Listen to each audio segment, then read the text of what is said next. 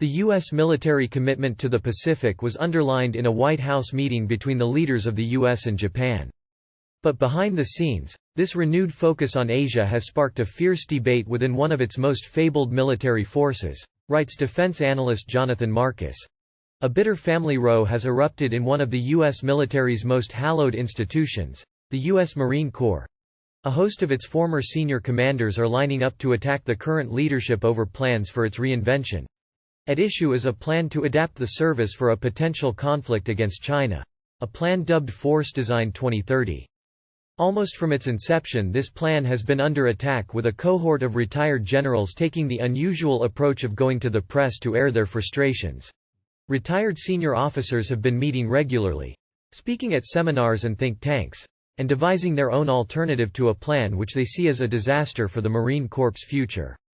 One prominent critic is the former U.S. Navy Secretary and former Senator for Virginia, Jim Webb, who served as a Marine officer in the Vietnam War and ran for the Democratic presidential nomination in 2015.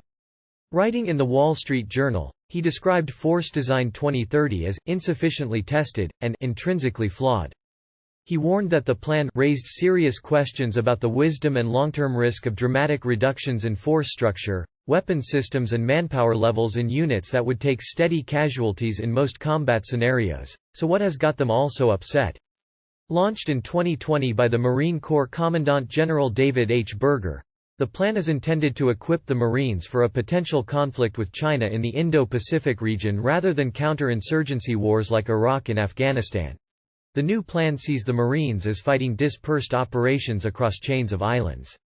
Units will be smaller, more spread out, but packing a much bigger punch through a variety of new weapon systems.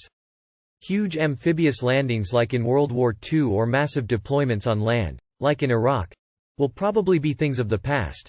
Most unpopular is the plan to cut back on foot soldiers and give up all its tanks.